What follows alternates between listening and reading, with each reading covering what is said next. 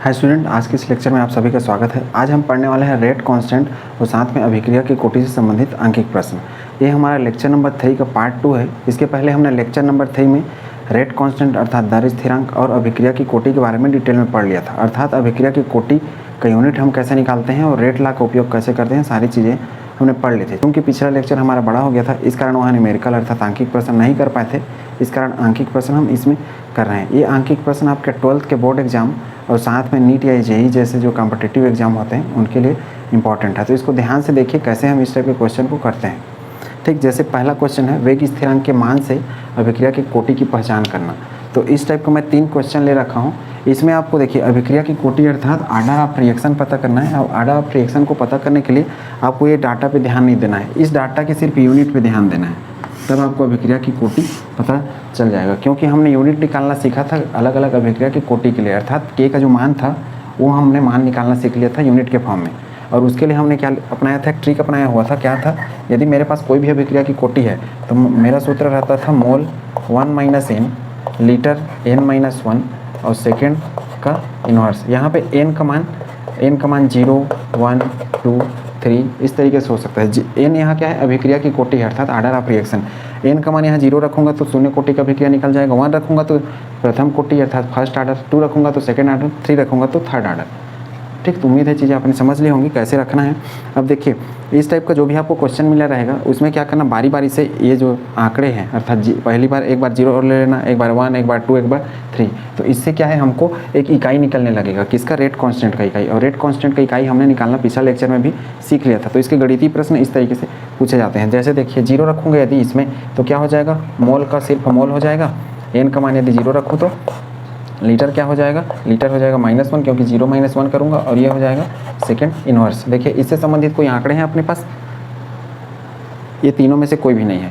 अर्थात हमारा A, B और C ये 3 क्वेश्चन है, तीनों में से कोई भी क्या है, शून्य कोटि का अभिक्रिया नहीं है n का मान 0 रखने पर। अब देखिए n का मान 1 रखें इसमें तो क्या हो जाएगा, मोल 1 - 1 अर्थात ये हो जाएगा 0। लीटर में ये फिर 1 - 1 हो जाएगा, n का मान 1 रखेंगे तो ये भी हो जाएगा 0। अब ये आ जाएगा अपना सेकेंड इन्वर्स। और जिसका घात 0 रखता है उसका अर्थ क्या होता है, 1 होता है। अर्थात ये हमारा मान आ जाएगा सेकेंड इन्वर्स अर्थात सेकेंड -1। अर्थात n का मान 1 रखूँगा तो हमको मिलेगा प्रथम कोटि अभिक्रिया का ये दर स्थिरांक का यूनिट अर्थात इकाई। अब देखिए हमको अभिक्रिया का कोटि पूछा है तो कोटि का अर्थ तो ये है 1, 2, 3 अर्थात 0 से लेकर 1, 2, 3, 4 नहीं होता है अभिक्रिया कोटि, जिसको हम और आगे पढ़ने वाले हैं। तो n का मान 1 का अर्थ है प्रथम कोटि अभिक्रिया। अब मैं सिर्फ यूनिट देखूंगा, सेकंड इन्वर्स किस में लिखा है, देखिए पहला वाले में लिखा है। इसका अर्थ है कि सेकंड इन्वर्स मेरा यूनिट n का मान 1 रखने पर आता है, इसलिए जो पहला वाला है ये मेरा क्या है, प्रथम कोटि का है, प्रथम कोटि का। और इसमें क्या पूछा है, हमको अभिक्रिया की कोटि पहचान करनी है। तो यहाँ पे n का मान क्या है, 1 है। इस कारण जो सेकेंड इन्वर्स हमारे पास डाटा आता है। तो उम्मीद करता हूँ ये चीज़ें आपने समझ लेंगी। अर्थात हमको सिर्फ इकाई देखना है और ये मान जैसे ही रखते जाएंगे हम, जैसे 1 रखा तो ये आ गया सेकेंड इन्वर्स। इसी तरीके से 2 रखेंगे तो 2 रखेंगे तो उसमें से कुछ ना कुछ आएगा, 3 रखेंगे तो भी कुछ आएगा। तो उम्मीद है बाकी B और C वाले जो क्वेश्चन है आप कर लेंगे और इसमें पता लगा लेंगे। जैसे B को एक और मैं इसमें करके देख रहता हूँ, n का मान यदि मैं 2 रख दूँ, ठीक है, n का मान 2 रखूँ यहाँ पे तो क्या हो जाएगा, मोल 1 - 2 अर्थात ये बन जाएगा मोल -1।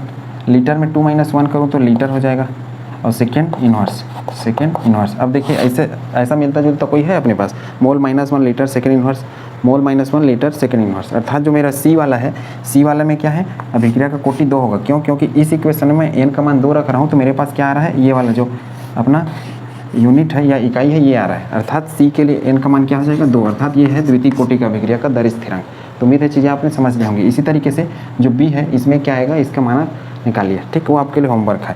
अब देखिए हमारा दूसरा क्वेश्चन, ये तो हमारा हो गया question number first. Question number second की बात करूँ तो सेकंड वाले में भी देखिए अभिक्रिया का कोटि अर्थात ऑर्डर ऑफ रिएक्शन पूछा है और हमको पूछ रखा है रेट कांस्टेंट अर्थात दर स्थिरांक या वेग स्थिरांक की इकाई ज्ञात कीजिए। अब हमको सिंपल सा है कि इकाई हम पता कर लेंगे इस सूत्र से, जो हमारा ट्रिक वाला है, ये जो कि ट्रिक का फार्मूला है। और n क्या है यहाँ, अभिक्रिया की कोटि है अर्थात ऑर्डर ऑफ रिएक्शन। और अभिक्रिया की कोटि यदि हम पता कर लेते हैं तो हमको यूनिट इस तरीके से पता चल जाएगा। अर्थात हम n का मान पता करेंगे। और n का मान इस टाइप के रिएक्शन में कैसे पता करेंगे, ये देखिए ये रिएक्शन दिया रहता है और यदि ये वेग नहीं देगा तो हमको कभी भी नहीं पता चलेगा अभिक्रिया का कोटि क्या है। तो इसमें वेग दे रखा है, देखिए वेग बराबर K ब्रैकेट के अंदर NO अर्थात नाइट्रिक ऑक्साइड का क्या है, सांद्रता, और घात में 2 है। अब वो जो 2 का घात है वही अभिक्रिया का कोटि है। क्यों? क्योंकि हमने दर नियम क्या पढ़ा है कि इसमें सामने में जो लिखा रहता है वो जरूरी नहीं है कि उसके ऊपर घात के रूप में लगा रहे, क्योंकि ये जो घात में आते हैं मान ये होते हैं प्रायोगिक मान। तो इसके लिए यदि मैं ए वाले क्वेश्चन के लिए देखूँ दूसरा का ए, तो यहाँ पे जो मेरा अभिक्रिया का कोटि है तो इसको यदि वेग इक्वल टू के एन ए 2, तो यहाँ पे n का मान क्या है 2 है, क्योंकि घात 2 है इसलिए। अब n का मान 2 है तो यहाँ पे देखिए क्या है मेरा दूसरा क्वेश्चन, वेग स्थिरांक की इकाई, अर्थात इसमें k का इकाई यदि मुझे पता करना है तो k का इकाई मैं इस सूत्र से पता करता हूँ इस ट्रिक से। तो चूँकि n का मान 2 रखो इस सूत्र में, और देखिए हमने इस तरीके से निकाल रखा है पहले ही। जब इसमें 2 रखेंगे मान तो क्या हो जाएगा, मोल 1 - 2 लीटर 2 - 1, और ये क्या हो जाएगा सेकेंड -1। अब देखिए 1 - 2 का अर्थ होता है मोल -1 लीटर, ये सेकेंड इनवर्स, अर्थात इसका क्या निकल जाएगा के का हमारा स्थिरांक का इकाई, अर्थात दर स्थिरांक या वेग स्थिरांक का इकाई। अभिक्रिया की कोटि हमको इसमें घात के रूप में देखकर पता करना पड़ेगा, और इस जो घात रहेगा वही अभिक्रिया का कोटि हो जाएगा n का मान, और n का मान हम यहाँ भरेंगे तो हमको पता चल जाएगा यूनिट। अर्थात इसी तरीके से इस टाइप के क्वेश्चन किए जाते हैं। अब दूसरा क्वेश्चन को आप खुद से बना सकते हो, इसके ऊपर कुछ नहीं लिखा है, इसका अर्थ आप समझिए n का मान 1, क्योंकि कुछ नहीं है मतलब मैं घात एक मान के चलूँगा, अर्थात दूसरा वाले के लिए अभिक्रिया का कोटि क्या आ जाएगा 1 आ जाएगा। तो अब इसका आप इकाई निकाल के देखिए कि इसके लिए n का मान तो 1 है, तब इकाई क्या होगा, n का मान 1 का अर्थ है कि यहाँ पे कुछ नहीं है मतलब घात 1 है, तो उसी को हम क्या बोलते हैं अभिक्रिया का कोटि बोलते हैं। तो उम्मीद करता हूँ दोनों टाइप के क्वेश्चन आपने बनाना सीख लिया होगा। ये आपका होमवर्क है बी वाला, इसको बनाकर देखिए कैसे बनाना है, उसका तरीका मैं बता चुका हूँ इस तरीके से। और जो इसमें का बी वाला है ये भी आपका होमवर्क है, यहाँ पे मैं अभिक्रिया का कोटि बता दिया हूँ, इसका आपको यूनिट निकालना है, किसका प्रयोग करके, सूत्र का प्रयोग करके। ठीक, इसको नोट करिए। फिर हम तीसरा टाइप का क्वेश्चन करते हैं जो कि अलग वेराइटी का है। अब हम अपना तीसरा वेराइटी क्वेश्चन देख रहे हैं जिसके अंतर्गत हम रेट लॉ अर्थात दर समीकरण या दर नियम, अभिक्रिया की कोटि अर्थात ऑर्डर ऑफ रिएक्शन और साथ में रेट कांस्टेंट अर्थात के का मान पता करते हैं। ये क्वेश्चन देखने में जरूर बड़े दिख रहे हैं, लेकिन ये क्वेश्चन बहुत इजी तरीके से हल किए जाते हैं। ये नीट या जेईई के क्वेश्चन पूछे जाते हैं, साथ में 12th जो बोर्ड एग्जाम होता है उसमें भी आता है, जैसे जो CBSE बोर्ड होता है या फिर दूसरे स्टेट के बोर्ड होते हैं उन सब में। ठीक है, इसमें हमको ख्याल ये रखना रहता है कि हम शुरुआत करते हैं हमेशा दर समीकरण से, डाटा इसी तरीके से रहेंगे और क्वेश्चन में कभी भी तीनों मान एक साथ नहीं पूछेगा, कभी क्या है इस तरीके से पूरा डाटा देगा, दर समीकरण पूछेगा अर्थात जिससे आपको सिर्फ रेट लॉ निकालना है अर्थात रेट इक्वेशन बनाना है। दूसरा पूछ सकता है आपके अभिक्रिया की कोटि अर्थात ऑर्डर ऑफ रिएक्शन, इस तरीके से पूरा मान दे देगा जो भी डाटा है उसको, और साथ में पूछ देगा ऑर्डर ऑफ रिएक्शन अर्थात अभिक्रिया की कोटि कौन सी होगी। साथ में पूछ सकता है कि दर स्थिरांक अर्थात के का मान निकालिए। अर्थात 3 क्वेश्चन अलग अलग तरीके से पूछे जा सकते हैं इसमें। मैं तीनों क्वेश्चन को एक साथ ही इसमें कर रहा हूँ कि इसमें से कोई भी टाइप का क्वेश्चन यदि आता है तो आप हल कैसे करेंगे। ये डाटा अलग अलग हो सकते हैं लेकिन रहता यही कुछ है। यहाँ पे दर की जगह आपको प्रारंभिक दर भी लिखा हो सकता है या फिर कुछ भी वेग या दर इस तरीके से लिखा रहेगा। वेग का हम जानते हैं मोल प्रति लीटर पर सेकंड यूनिट होता है जिसको दर भी कहा जाता है। अब किसी किसी बुक में होता क्या है कि ये जो मोल पर लीटर रहता है इसको सिर्फ एम से दर्शाते हैं, तो एम का अर्थ यहाँ पे मोलरता होता है, क्योंकि मोलरता की यूनिट भी यही है मोल प्रति लीटर। तो इसके जगह सिर्फ एम लिखा हुआ भी आपको मिल सकता है, तो उससे आपको घबराना नहीं है, कंफ्यूज नहीं होना है। ये जो डाटा है इसमें ये जो बड़ा ब्रैकेट इसका अर्थ है कंसंट्रेशन अर्थात सांद्रता ए का, और यह सांद्रता बी का। इसमें 0 लिखा हो या ना हो उससे फर्क नहीं पड़ता है, इससे आपको सिर्फ जानना है कि ए का कंसंट्रेशन ये है, बी का कंसंट्रेशन ये है, और इसके आधार पर इनके जो दर हैं या स्पीड है वो ये है। ठीक है, अब देखिए सबसे पहले हम निकाल लेंगे, स्टार्ट करेंगे दर समीकरण से, क्योंकि दर समीकरण कुछ भी क्वेश्चन आएगा आपको दर समीकरण सबसे पहले ही बनाना पड़ेगा। और दर समीकरण हमने दर नियम के आधार पर बनाया था, रेट लॉ के आधार पर, जो कि हमने पिछले लेक्चर में पढ़ा हुआ था। और रेट लॉ क्या होता है, रेट लॉ इसके सामने में जो घात होते हैं वो नहीं होते हैं वास्तव में, वो प्रायोगिक आंकड़े होते हैं जिसको हम x और y के रूप में रिप्रेजेंट करते थे। अब इसका मैं यदि दर समीकरण निकालूं तो दर इसका हो जाएगा बराबर के, और देखिए वहाँ पे a लिखा है तो a के सामने चूंकि क्या लिखा है 2, तो इसको हम घात नहीं लगाएंगे, याद रखना हमेशा लगाएंगे x और b के ऊपर में हम लगा देंगे y। और इस तरीके से हम बनाते थे n = x धन y, और n यहाँ क्या था अभिक्रिया का कोटि। तो उम्मीद है ये चीज़ आपने समझ लिया होगा। कहने का अर्थ है कि सामने में जो स्टोइकियोमेट्रिक गुणांक दिया है अर्थात जो अंक है वो घात में नहीं जाएंगे, इसीलिए मैं पिछला लेक्चर बड़ा हो गया था तो न्यूमेरिकल क्वेश्चन नहीं बता पाया था। तो उम्मीद है ये चीज़ आपने समझ लिया होगा। सबसे यहाँ चाहे कुछ भी रहे इधर, इससे आपको नहीं देखना है, आपको सिर्फ ये लेना है a और b या कुछ भी देता है उसको लेना है, अंकों को नहीं लेना है। अंक की जगह हमको x और y लेना है, यही चीज़ तो ज्ञात करना है, इसलिए पूरे टेबल बने हुए हैं। तो उम्मीद है यहाँ तक समझ लिया होगा। अर्थात अभिक्रिया की कोटि हम ये जो x और y के मान पता चलेंगे ना उसके आधार पर हम n पता कर पाएंगे, अभिक्रिया की कोटि। अब जो दर समीकरण था ये हमारा दर समीकरण है, लेकिन ये अभी सही नहीं है। क्यों सही नहीं है? क्योंकि हम दर समीकरण से शुरू जरूर कर रहे हैं लेकिन x और y का मान पता नहीं है, इसलिए अभी सही नहीं है। x और y के मान जब भर देंगे तो हमारा जो दर समीकरण का उत्तर है वो आ जाएगा। ठीक, ये हो गया हमारा पहला स्टेप। दूसरा स्टेप में क्या करना है कि ये जो मान होते हैं इस तरीके से दिए रहते हैं, इस मान में आपको कुछ चीज़ें कॉमन मिलेंगी। कॉमन का अर्थ है कि देखिए तो टोटल 3 समीकरण है, पहला, दूसरा, तीसरा, और तीनों के अलग अलग दर हैं 1 2 3। लेकिन यहाँ पे सांद्रता की बात करूँ तो आपको तीनों इक्वेशन में कुछ कुछ सांद्रता एक जैसे मैच करते हुए मिलेगा। जैसे देखिए पहला और दूसरा में ये वाला सांद्रता अर्थात कंसंट्रेशन एक जैसे है, उसी प्रकार दूसरा और तीसरा में ये वाला कंसंट्रेशन एक जैसे है। ठीक है, अर्थात इस टाइप के जो क्वेश्चन आएंगे उसमें आपको ऐसे दो कंसंट्रेशन मिलते जुलते मिलेंगे। तो अब इसमें आपको क्या करना है, सिंपल से कुछ नहीं है, ये जो पहला है इसको हम मान लेंगे रेट 1 अर्थात पहले का, ये हो गया रेट 2 और ये हो गया रेट 3। अर्थात ये जो रेट है ना इसको रेट 1 रेट 2 रेट 3 ये मान रहा हूँ, अर्थात R1 R2 R3 इस तरीके से लिख सकते हैं। और ये पहला मतलब पहला समीकरण हो गया, दूसरा मतलब दूसरा समीकरण बन गया, तीसरा मतलब तीसरा समीकरण, अर्थात पहले समीकरण का रेट, दूसरे समीकरण का रेट और तीसरे समीकरण का रेट इस तरीके से मुझे लिखना है। अब इसमें हमको क्या करना रहता है, पहला जिसमें दो एक समान मान दिखते रहे उनको एक दूसरे से भाग देना है। ठीक है, ऊपर वाले को नीचे वाले से, ठीक, ये याद रखें ताकि वो एक दूसरे को कैंसिल आउट कर सकें। उसी तरीके से इस वाले को इस वाले से भाग देना है। अब ऐसा नहीं है हमेशा कि पहला वाले को दूसरे से ही भाग देंगे या पहला वाले को तीसरे से भाग देंगे, वो निर्भर करेगा कौन कौन से मान इनके एक जैसे हैं। जैसे देखिए इसमें 0.244 इनके एक जैसे हैं इसलिए इनको हम भाग दे रहे हैं। इसमें 0.160 है एक जैसे हैं इसलिए इनको हम भाग दे रहे हैं। अब ऊपर वाले को हमेशा नीचे वाले से भाग देंगे, ये है। अब यही डाटा मान लो पहला और ये जो दूसरा वाला तीसरे नंबर पर रहता है तो मैं पहला और तीसरा को भाग देता। ठीक, इसको हम करते हैं फिर आपको समझ में आ जाएगा। सबसे पहले इसमें लिखता हूँ रेट 1 अपान रेट 2, अर्थात इस तरीके से रेट 1 अपान रेट 2 बराबर।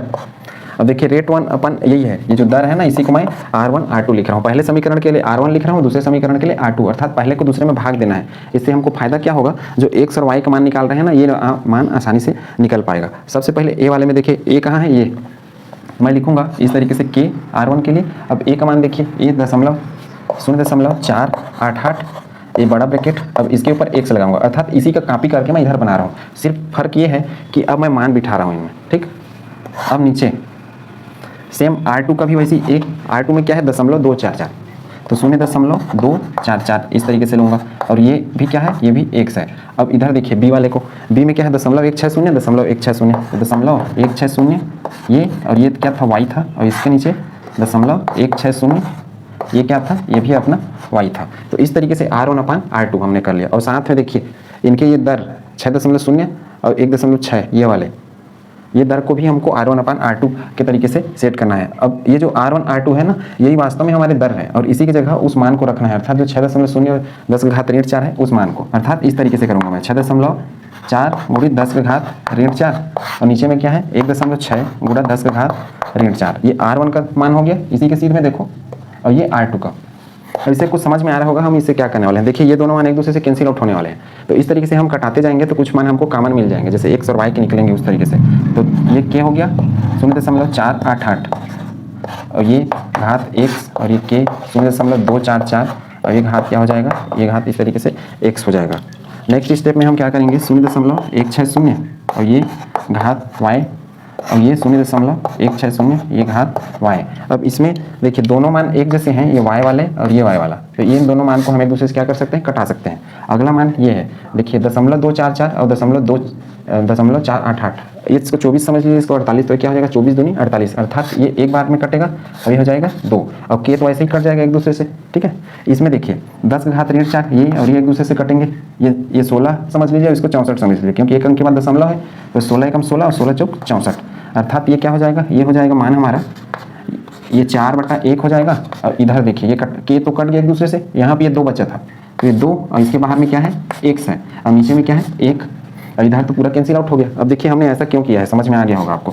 यहाँ हमको ऐसा करने से क्या फ़ायदा मिला, ये जो y वाला मान था वो कट गया, x वाला इससे हमको आसानी से मिल जाएगा। इसको मैं ऐसा भी लिख सकता हूँ ना, 4 को क्या लिख सकता हूँ 2⁻2, अब ये तो 2⁻x है ही इस तरीके से।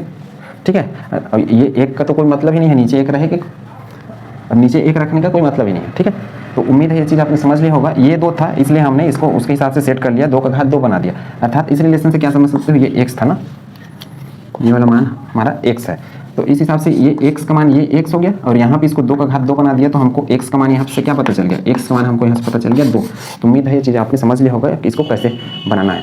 ठीक, इसको नोट करिए, फिर मैं इसका पार्ट 2 कराता हूँ। पार्ट 2 का अर्थ है कि मैं अब देखिए हमने ये एक समान मान थी इसलिए इसको इसके साथ भाग दे दिया तो कट गया। अब इसी तरीके से दूसरा को तीसरा से भाग देंगे, क्यों, क्योंकि ये दोनों एक समान मान है तो ये वाले कट जाएंगे तो अब की बार क्या कटेगा, ये वाले को हम x मान रहे हैं और ये वाले को y मान रहे हैं, इसका घात x इसका घात y, तो अब की बार x कट जाएगा y बचेगा। देखिए इस साइड को, ये वाले के ऊपर हमने घात x लगा रखा है ना, इसमें हमने y लगा रखा था, तो y को कैंसिल आउट कराने के लिए हम ऐसा भाग देते हैं। उम्मीद है पहला स्टेप आपने समझ लिया होगा। इसको हमने किस तरीके से, ये चूंकि ये 2 था, 2.244 और 0.488, तो इसका दोगुना करके 2x कर दिया घात, और ये वाला 1 है वो इसका 1 है। ठीक, तो उम्मीद करता हूँ सारे कॉन्सेप्ट आपने समझ लिया होगा। ये हमारा पहला स्टेप था, अर्थात इस पहले स्टेप में हमने क्या किया कि एक समीकरण को दूसरे समीकरण से भाग दे दिया, अर्थात 1 भागित क्या कर दिया हमने, 2 कर दिया, अर्थात R1 भागित R2, इसलिए पहला रेट को दूसरे रेट से भाग दिया। ऐसा इसलिए किया है क्योंकि इसमें ये कॉमन है, जो भी कॉमन रहेंगे ना उनको हमेशा भाग देना है। इस तरीके से जैसे इसमें हमने y को कटा दिया वैसे ही कट जाएगा, जो भी रहे। शुरुआत आप जरूरी नहीं है इन्हीं से करें, शुरुआत आप इनसे भी करेंगे तो भी उत्तर आपका आएगा ही, अर्थात 2 को 3 से कराएंगे तो भी। लेकिन आप यदि 1 को 3 से करा देते हैं तो उत्तर आपका नहीं आएगा। क्यों नहीं आएगा, क्योंकि देखिए 0.488 इसमें और ये वाला इनमें कोई भी चीज़ मैच नहीं कर रहा है। मैच अर्थात एक जैसे डाटा होने चाहिए तभी आपको भाग देना है, ये इसका रूल है। जैसे इसका और ये दोनों के डाटा एक जैसे थे इसलिए उनको हम भाग दे रहे थे, उसी प्रकार इसके और इसके डाटा एक जैसे हैं इसलिए इनको हम भाग देंगे। इसको ये तीसरे के साथ नहीं दे सकते भाग, ठीक है, मतलब इनके डाटा अलग अलग हैं इस वजह से हम भाग नहीं दे सकते। तो इस टाइप के क्वेश्चन में आपको ध्यान ये देना है कि दो जो इक्वेशन है हमारी इस तरीके से, अर्थात जो 2 डाटा है एक समान रहने चाहिए और उन्हीं का भाग देना है। जैसे इसके और इसके एक समान है इसलिए भाग दे रहे हैं, पहला को हम तीसरा से कभी भाग नहीं देंगे क्योंकि कोई भी डाटा इसके एक जैसे नहीं है। यदि एक जैसे होते तो हम पहला को तीसरा से भाग देते, अर्थात ये इक्वेशन ऐसे बनाए रहते हैं कि उसमें भाग आसानी से चला जाए और छोटे छोटे अंक में आ जाए। जैसे ये 4 था तो इसको हमने 2 का घात 2 करके x का मान निकाल लिया। अब इसी तरीके से देखिए 2 को मैं 3 से भाग दे रहा हूँ, ये हमारा हो गया पहला हिस्सा इसका। अब R2/R3 कर रहा हूँ, R2/R3, क्योंकि यहाँ पे x का मान पता चल गया और देखिए x हमको यहाँ पे मिल गया 2। अब y भी पता करना है तो y के लिए हम क्या कर रहे हैं, फिर दूसरा को तीसरा से कर रहे हैं। हम शुरू में y भी निकाल सकते थे, ऐसा नहीं कि x ही निकाले, अर्थात R2 को R3 से भाग दे के शुरू स्टेप कर सकते थे और उसके बाद R1 को R2 से, तो अर्थात जैसा भी करो निकलना वही चीज़ है। ठीक है, तो R2 को R3 से हम भाग दे रहे हैं। R2 को R3 मतलब देखिए R2 का मान कौन सा है 1.6, मैं डायरेक्ट इसको कर रहा हूँ गुणा 10 का घात ऋण 4। अब ये क्या है 3.2 गुणा 10 का घात ऋण 4, और ये देखिए बराबर सेम यही समीकरण में के, ये देखिए ये क्या दिया है R2 के लिए 0.244 और इसके ऊपर लगा रहा हूँ मैं x, और इसके नीचे देखिए R3 में क्या दिया है 0.244 और इसके ऊपर मैं क्या लगा रहा हूँ x लगा रहा हूँ। तो उम्मीद है चीज़ आपने समझ लिया होगा। ये हम सिर्फ इसी से ला रहे हैं, सेम इसी इक्वेशन को बार बार रिपीट कर रहे हैं। a की जगह हम a का मान ले रहे हैं, b की जगह b वाले सीध का मान ले रहे हैं। अब देखिए यहाँ ये तो a हो गया, b वाला देखिए b में क्या है 0.160 और इसका घात क्या है y, और ये 0.320 और इसका घात क्या है y। तो उम्मीद है यहाँ तक आपने समझ लिया होगा। ये हमारे डाटा पूरे कंप्लीट हो गए। ये देखिए के को के से कटा दो और इनको एक दूसरे से कैंसिल आउट करा दो, क्योंकि सारे डाटा एक समान है इसलिए क्या हो जाएंगे पूरे कट जाएंगे एक एक में। अब ये इसको देखिए 1.160.320 ये किस में चला जाएगा, ये तो 1 हो गया और ये क्या हो जाएगा 16 दूनी 32 अर्थात 2 हो जाएगा। इसको देखिए ये 4 वाला तो 4 से कैंसिल आउट हो जाएगा, ये क्या हो जाएगा 1 और ये हो जाएगा 2। इस तरीके से मेरे पास क्या आ जाएगा 1/2। सेम R2/R3, इसमें देखिए R2/R3 वाले को मैं शुरू स्टेप में ले लिया था, यहाँ पे मैं डायरेक्ट ले रहा हूँ मान को, ये वाले को हम यहाँ नीचे करके भी कर सकते थे। ठीक, तरीका यही रहेगा हमारा हर बार। ये 1/2 हो गया, ये तो 1/1 कुछ बचा नहीं, इसमें 1 और ये 2 बचा है। तो ऊपर वाले में 1 था और नीचे वाले में क्या है 2, और इसका घात क्या है हमारा, इसका घात है y।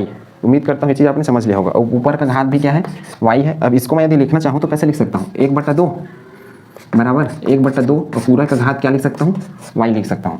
अब देखिए पूरे का घात y लिख दिया, अब यहाँ तो कुछ है नहीं तो मैं, लेकिन अंदर में 1/2 है और ये भी 1/2 है। इसके बाहर में ऐसा ब्रैकेट लगा दूँ तो यहाँ भी मेरे को एक जैसे लगेगा ना, वो भले ही नहीं लिख रहा हूँ। तो इस तरीके से हम y का मान क्या निकाल पा रहे हैं 1 निकल जाएगा। तो उम्मीद करता हूँ ये चीज़ें आपने समझ ली होंगी। अर्थात ये जो घात के अंदर आने वाले हैं वो एक जैसे होने चाहिए। जैसे देखो यहाँ पे ये 2 था और ये क्या लिख रखा था हमने x लिख रखा था ये वाला, और यहाँ पे ये 4 था तो नहीं निकल रहा था। तो इसके तरीके से बनाने के लिए हमने यहाँ पे 4 को 2 का घात 2 कर दिया इस तरीके से। तो ये दोनों आधार समान हो गए तो घात का मान घात आ गया, x का मान 2।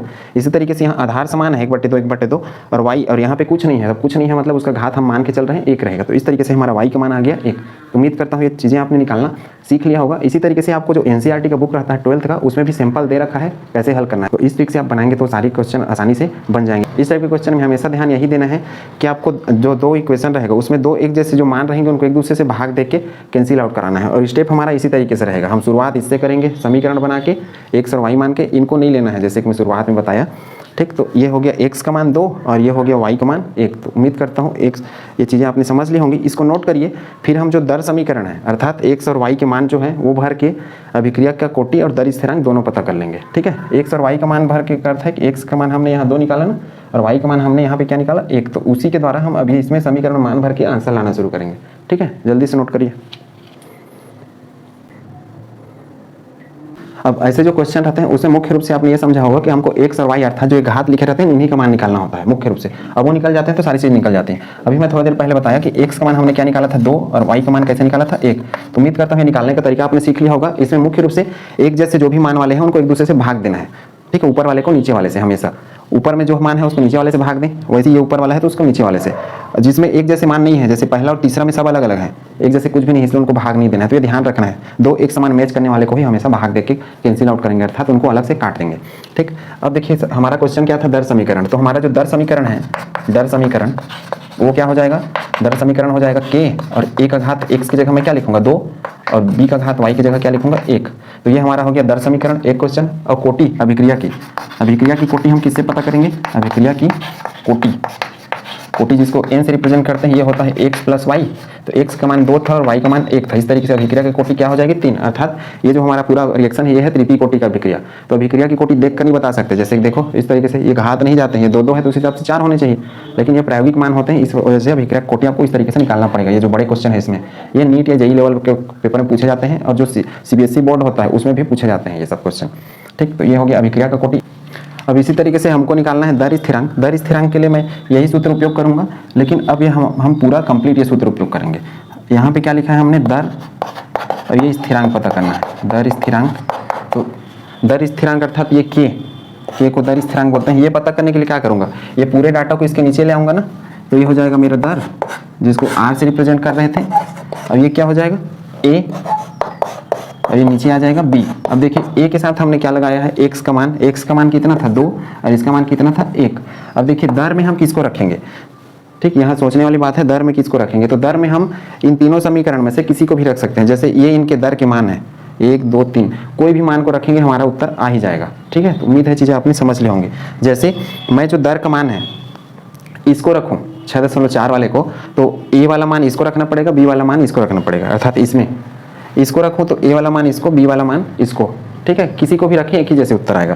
तो दर में किसका मान रखना है, इन तीनों में से किसी भी दर का मान रखेंगे। जैसे मैं ऊपर वाले को ही रख दे रहा हूँ 6.4 गुणा 10 घात ऋण 4 बटा, अब इसी का a वाला सेक्शन देखो 0.488।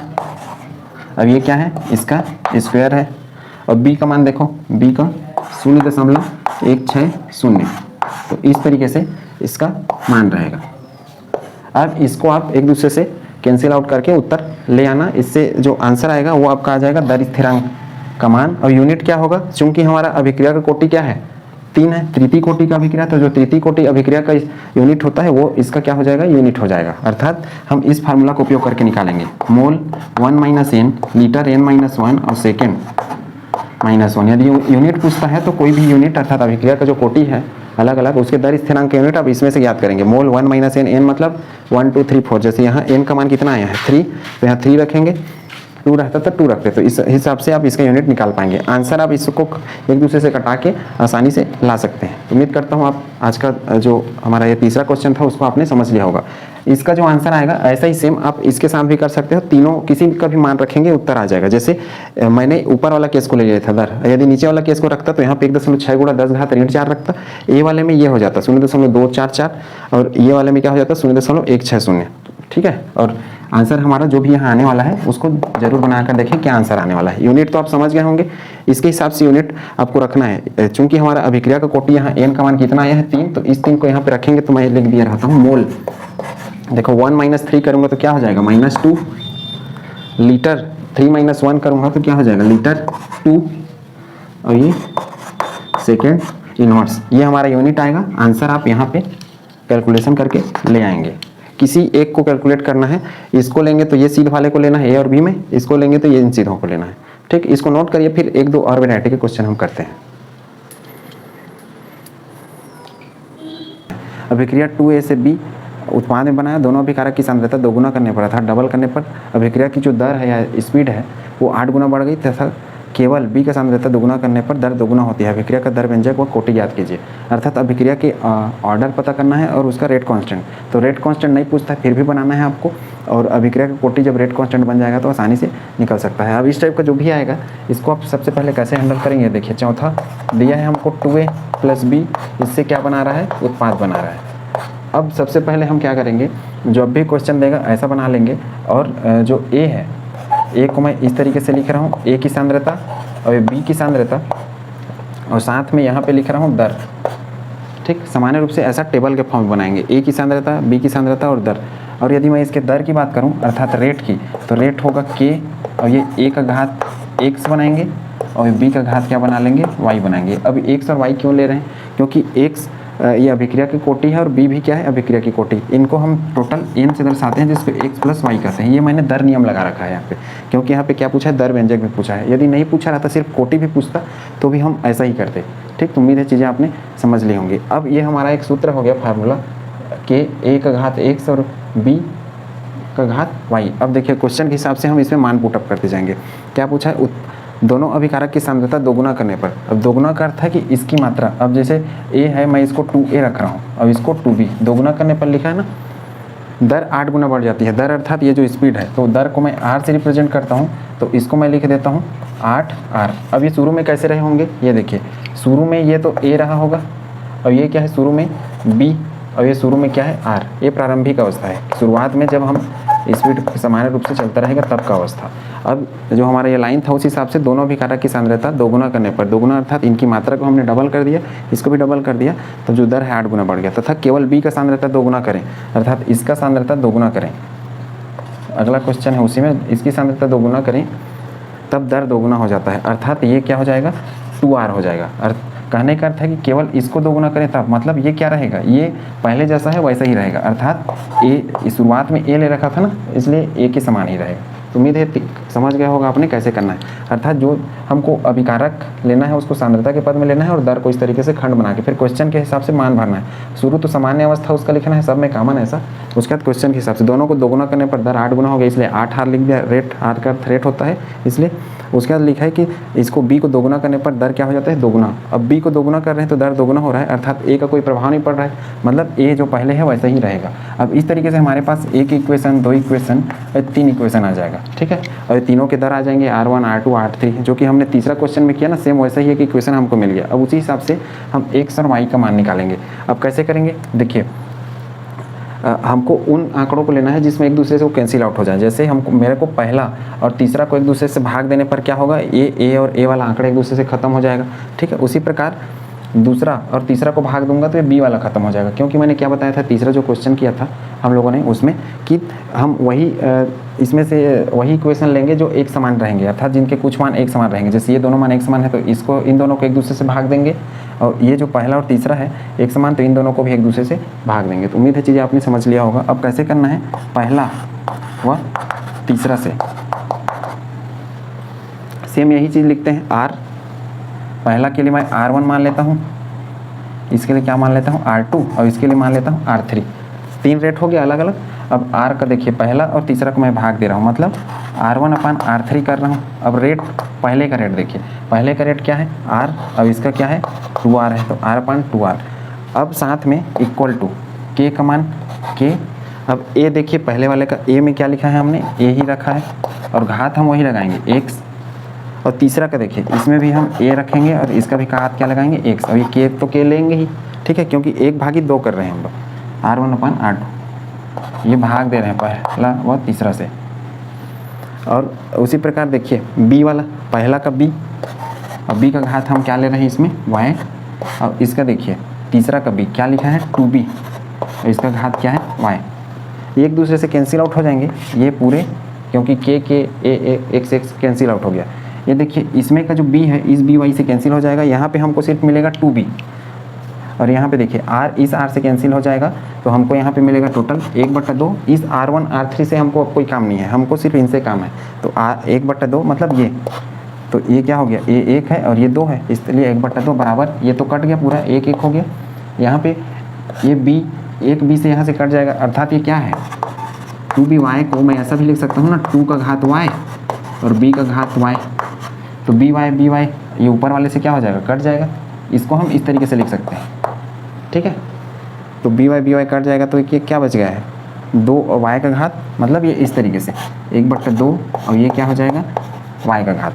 अब इसको मैं पलट के ऊपर भेज दूँ तो क्या मिलेगा मेरे को, ये हो जाएगा 2 और ये हो जाएगा 2 और ये क्या हो जाएगा y। बड़ा ब्रैकेट रखेंगे तो भी चलेगा, नहीं रखेंगे तो भी चलेगा। अब देखिए इसके ऊपर कुछ नहीं है, अर्थात मैं मान के चलूँगा ना 1 है, अर्थात y का मान क्या आ गया हमारे लिए 1 आ गया। तो उम्मीद है चीज़ आपने समझ लिया होगा। y का मान 1। अब इसमें अभी दर व्यंजक पूछा और कोटि, तो दर व्यंजक में यहाँ y का मान हम 1 रखेंगे। अब x का मान कैसे निकालें, तो x का मान भी हम इसी तरीके से निकाल पाएंगे। x का मान निकालने के लिए क्या करेंगे, देखिए पहली बार में हमने किया पहला और तीसरा को भाग, अब क्या करेंगे, दूसरा और तीसरा को भाग देंगे। तो 2 व 3 से 2 व 3 से में क्या हो जाएगा R2 अपान R3। R2 क्या है, एक K, अब ये क्या करूँगा मैं 2A, अब ये x और ये k और ये 1 घात x, और y की बारी देखूँ तो ये 2b y और ये हो जाएगा 2b y।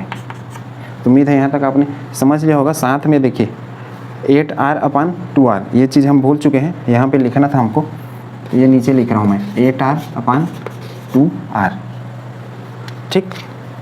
ये देखिए ये वाला तो पूरा लाइन कैंसिल आउट हो जाएगा एक दूसरे से, y वाला, लेकिन पहले वाले में y वाला कैंसिल नहीं होता। कुल मिला के हम ये इक्वेशन इसलिए बनाते हैं ताकि एक बार x कैंसिल हो जाए, एक बार y, तो जिससे जो कैंसिल हो रहा है उसको छोड़ के जो बच गया वो हमको मिलता है। जैसे पिछले बार वाले में x खत्म हो गए थे यहाँ पे, इसलिए y का मान निकला, अभी y खत्म हो रहा है तो x का मान निकलेगा, तो बाकी फिर उत्तर आ जाएगा इस तरीके से, ठीक। ये k कट गया, इस a से ये a कटाऊँगा तो ये भी कट जाएगा, इस r से ये r भी कटा सकते हैं, ठीक है।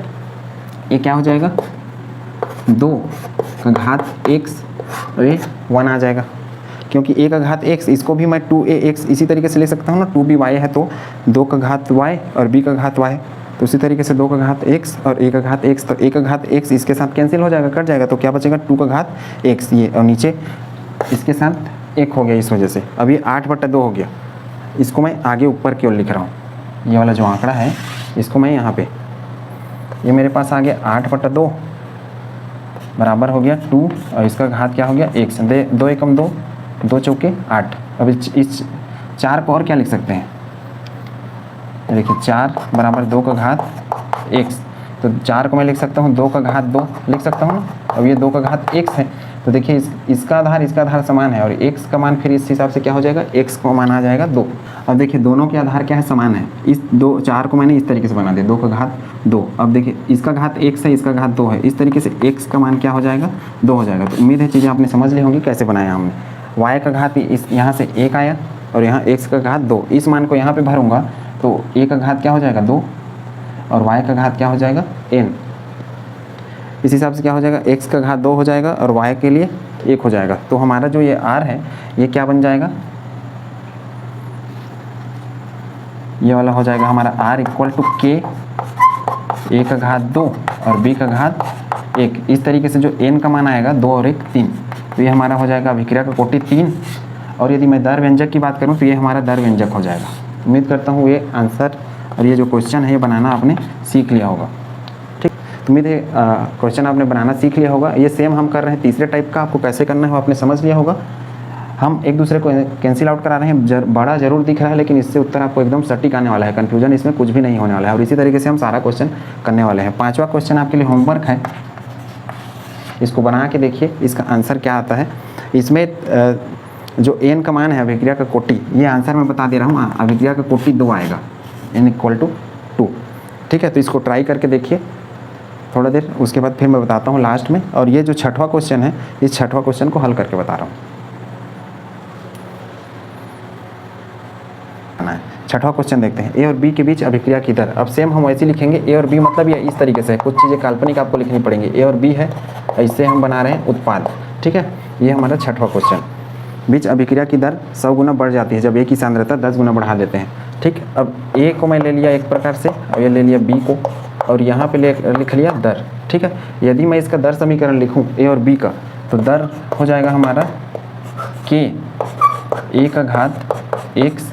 इसमें पूछा क्या है पहले देख लो, जब a की सांद्रता 10 गुना बढ़ा देते हैं, a के सापेक्ष अभिक्रिया की कोटि ज्ञात कीजिए, अर्थात आर्डर ऑफ रिएक्शन पता करना है ए के लिए। तो हम सिर्फ ए का घात लिखेंगे, वाई का चूंकि अर्थात बी का पूछा नहीं है इसलिए हम वाई वाला लिखेंगे नहीं, अर्थात बी का घात वाई हमको नहीं लिखना है। चूंकि सिर्फ ए का पूछ रखा है इसलिए हम ए का घात एक्स लगा रखें।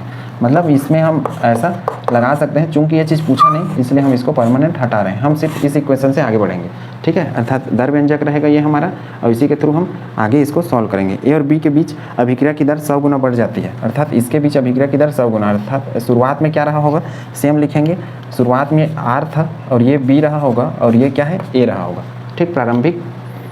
अब अभिक्रिया की दर 100 गुनी बढ़ जाती है, मतलब ये हो जाएगा 100 आर, 100 गुना बढ़ गया। इसलिए जब ए की सांद्रता 10 गुना बढ़ा देते हैं, अर्थात इसको 10 गुना कर दूँ तो मैं हो जाएगा 10A। अब पूछा है कि अभिक्रिया की कोटि ए के सापेक्ष क्या होगा। अब देखिए यहाँ पे सीधा सा जो बच गया उसको हम सेम लिखेंगे, वही जिसके बारे में कुछ नहीं दिया है, ठीक। ये हमारे पास 2 समीकरण हो गया, 3 भी हम बना सकते थे लेकिन पूछा सिर्फ ए है तो हम 2 समीकरण बना रहे हैं। जैसा पूछता है उतना ही आपको करना है, आगे कुछ नहीं।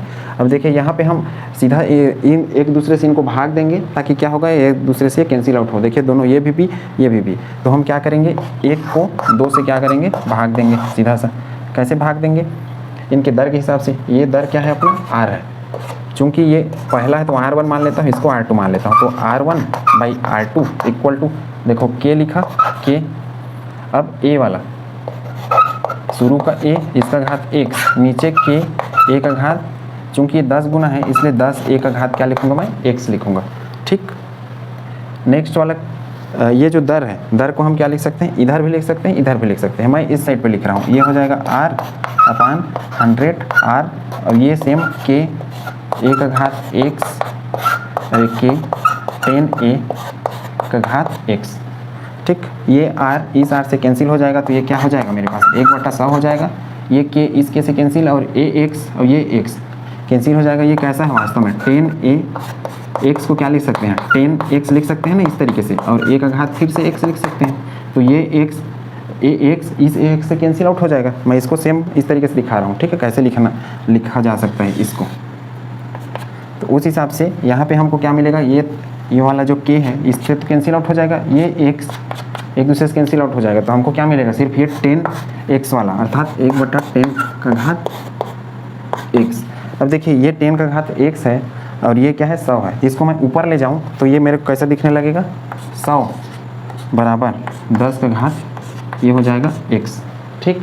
अब इसको देखो 100 है तो इसको मैं इस तरीके से भी लिख सकता हूँ ना, 10 का घात 2, अब ये 10 का घात x, 10 घात 2 मतलब 10 दहम 100, मतलब लॉजिक लगाना पड़ेगा। कैसे, 100/10 करेंगे तो 10 आएगा, उस हिसाब से 10 का घात 2 कर दूँ तो 10 दहम 100 होगा। इसका अर्थ वही, चूँकि इसका आधार सेम, आधार सेम होने चाहिए तभी बनेगा x। तो x का मान क्या आ जाएगा, इसके लिए x का मान आ जाएगा हमेशा 2। तो उम्मीद है चीज़ें आपने समझ ली होंगी कि इसके लिए x का मान चूँकि 2 है इसलिए अभिक्रिया की कोटि क्या हो जाएगी, अभिक्रिया की कोटि का मान हो जाएगा 2। तो उम्मीद करता हूँ 6वां क्वेश्चन आपने बनाना सीख लिया होगा। 2 और x यहाँ क्या है, अभिक्रिया की कोटि है, तो जो a है यहाँ पे a का अभिक्रिया का कोटि क्या होगा, 2 होगा। ये हमारा आंसर हो जाएगा। इसी तरीके से इसका मान लो दर स्थिरांक पूछता है तो इसमें हम जो k का मान है वो भर के हम लोग इसका दर स्थिरांक का भी मान निकाल सकते हैं, अर्थात उसका यूनिट भी निकाल सकते हैं। और k का मान जैसे हमने तीसरा नंबर के क्वेश्चन में किया कि k बराबर इस तरीके से दर अपन, और ये जो सूत्र है इसको मैं a और इसका घात जो 2 लिखा है इसको 2 ऊपर रख दूँ तो ये मेरे को k का मान निकल जाएगा। दर हम किसी का भी ले सकते हैं, इसमें से इसको भी लें इसको भी लें किसी को भी। तो मैंने पिछला जो क्वेश्चन कराया तीसरे नंबर पे उस टाइप से आप इसको बना सकते हैं। अर्थात ये जो गणित और प्रैक्टिस वाली चीज़ें होती है इसको जितना प्रैक्टिस करेंगे उतना अच्छे से बनता है। तो उम्मीद करता हूँ सारे क्वेश्चन आपने समझ लिए होंगे। 5वां क्वेश्चन को देखिए, आपका होमवर्क था, आपको एक बार ट्राई करना था कि कैसे इसको बनाना है। तो a से b यदि मैं बनाऊँ, ठीक है, a की सांद्रता 2 गुना, सेम वही a रखें b रखें इस तरीके से, और यहाँ पे क्या करें, दर a को मैं 2 गुना कर दूँ। शुरुआत में तो ये a रहा होगा, ये b रहा होगा और ये दर है वो r रहा होगा, ठीक है, r मतलब रेट। अब इसको 2 गुना कर दिया, a की सांद्रता 2 गुना करने पर वेग, अर्थात ये हो गया, ये 4 गुना हो गया। तो जो b है वो क्या रहा होगा, b वैसा ही रहा होगा, अर्थात b की तरह रहा होगा। अब उम्मीद है इसके बाद आपने समझ लिया होगा। सेम यही प्रक्रिया करना है जो यहाँ पे मैं किया हूँ, देखो बस यहाँ ये वाले और यहाँ भी ये वाले बराबर हो गए। तो उस हिसाब से यहाँ पे n का मान 2 आएगा। तो आगे का प्रक्रिया कर लेना, बाकी ये हमारा इक्वेशन 1 बन जाएगा, ये हमारा इक्वेशन 2 बन जाएगा। 1 से 2 को भाग देना, अब इससे फ़र्क नहीं पड़ेगा, आप 2 से 1 को भाग दो या 1 से 2 को भाग दो, उत्तर हमारा वही आने वाला है। अर्थात आपको कंफ्यूज नहीं होना है कि हमेशा 1 से 2 को ही भाग देना है, आप उल्टा भी कर सकते हो। उल्टा भी करेंगे तो भी उत्तर आपका यही आएगा, चाहे इसको सीधा भाग दो कि उल्टा भाग दो। आपको सिर्फ ध्यान ये रखना है कि मान एक समान होने चाहिए, जैसे तीसरा क्वेश्चन में किए थे वही, और जिसके मान नहीं दिए रहेंगे उसको हम मान के चलेंगे, शुरुआत में जो मान है वही उसका मान है। तो उम्मीद करता हूँ 6 टाइप का क्वेश्चन आपने समझ लिया होगा। आज के लिए बस इतना ही। नेक्स्ट टॉपिक में हम बात करेंगे अभिक्रिया की अणु संख्यता अर्थात मॉलिक्यूलरिटी किसको कहते हैं, और साथ में मॉलिक्यूलरिटी और ऑर्डर ऑफ रिएक्शन अर्थात अभिक्रिया की कोटि में हम अंतर देखेंगे। इसके अलावा स्यूडो ऑर्डर रिएक्शन अर्थात जिसको छद्म कोटि अभिक्रिया कहते हैं, इसके बारे में समझेंगे कि स्यूडो ऑर्डर रिएक्शन क्या होता है। ठीक, थैंक यू।